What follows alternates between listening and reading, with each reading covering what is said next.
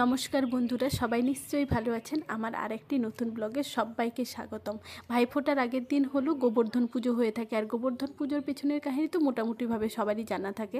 আর আমাদের সনাতনীদের কাছে গরু যে কেবলমাত্র একটি পশু তা নয়, আমাদের কাছে গরু হলো গোমাতা, মানে দেবতা রূপে আমরা গরুকে পুজো করে থাকি। আর আজকের দিনেই আমরা গরুকে দেবতা রূপে মেনলি পুজো করে থাকি আর কি। আর আমরা যখন অনেক অনেক জায়গায় থাকে যে গোবরের কৃষ্ণ ঠাকুর বানিয়ে পুজো করে থাকে, কিন্তু আমরা ছোটোবেলা থেকে দেখে আসছি যে গোবর্ধন পুজোর দিন বাড়িতে হলো মানে নদীর পুকুরের সাইডে বা হলো ধানের ক্ষেতের মধ্যে যে কাঁকড়ার মাটি হয়ে থাকে, ওই মাটিটা নিয়ে এসে মেনলি জগন্নাথ বলরাম সুভদ্রা বানিয়ে ওই ঠাকুরের হলো পুজো করা থাকে। আর চোখের মধ্যে হলো বালির মধ্যে যে ছোট ছোট কাঁকড়গুলো থাকে ওগুলো দিয়ে বানানো হয়। আর ঠাকুরকে শাপলা ফুলের মালা পরানো হয়। আর যাদের বাড়িতে হলো বকনা গরু থাকে ওদের কপালে হলো সিঁদুরের তিলক দেওয়া হয়। আর যদি এঁড়ে বাছুর থাকে ওদের কপালে হলো হলুদের তিলক দেওয়া হয়।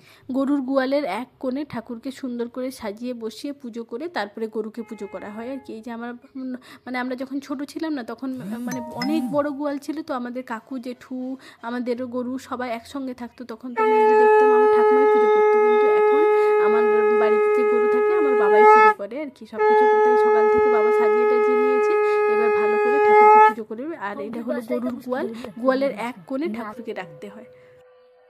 বাবা পুজো করলেও পেছন থেকে মা বলে দেয় কোনটার পরে কী করতে হবে। আর এখনকার দিনে ছেলেপুলে যারা ছোট আছে ওরা যখন বড় হবে তখন গোবর্ধন পুজো কী গরু পুজো কী ওরা হয়তো জানবেই না। কারণ ধীরে ধীরে এখন গ্রামেও প্রচুর মানুষের বাড়িতে গরু নেই, গরু চাষ করে অনেকেই এখন বন্ধ করে দিচ্ছে। আমার বাড়িতে যেহেতু শুধু একটাই বকনা গরু আছে, তার জন্য বাবা শুধু সিঁদুর ঘুটে নিয়েছে। অনেকের বাড়িতে হয়তো এঁড়ে গরু থাকে, তখন ওরা হলুদও সঙ্গে ঘুটে নিতে হয়। অনেক জায়গায় আবার নিয়ম থাকে যে গোবর্ধন পুজোর দিন গরুকে পিঠে খেতে দেয়, কিন্তু আমাদের অঞ্চলেতে ওই নিয়মটা নেই। এই যে ঠাকুর পুজো হয়ে গেছে, ঠাকুর পুজোর শেষে আমার বাড়িতে যে গোমাতা আছে ওকে ভালো করে মালা পরিয়ে তারপরে সিঁদুর পরিয়ে সুন্দর করে সাজিয়ে ওকেও পুজো করা হয়। মানে ফুল দুর্বা তারপরে চাল টাল দিয়ে ভালো করে পুজো করে নেয় বাবা। আমার বাবাইকে খুব ভালোবাসে, তার জন্য এও আমার বাবাকে খুব ভালোবাসে। কিন্তু আমরা যদি কাছাকাছি যাই তো আমাদের হলো মারার জন্য দৌড়ে আসে, কিন্তু আমার বাবা যে যাচ্ছে বাবাকে আবার কিছু বলে না।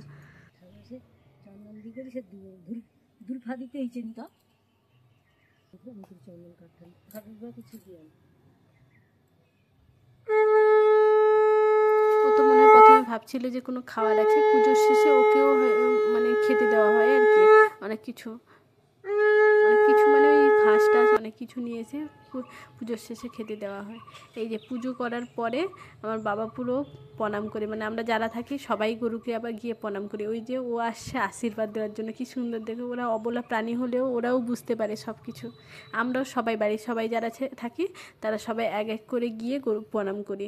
ওই যে পুজোর পরে খড় খাচ্ছে। আর পুচকু এসে আমাকে বলে, মাসি তুমিও একটা গরু, তোমার গলায়ও একটা মালা পরিয়ে দেয়। এই যে দুই গরু একই ফ্রেমে, কেমন লাগছে বলুন তো।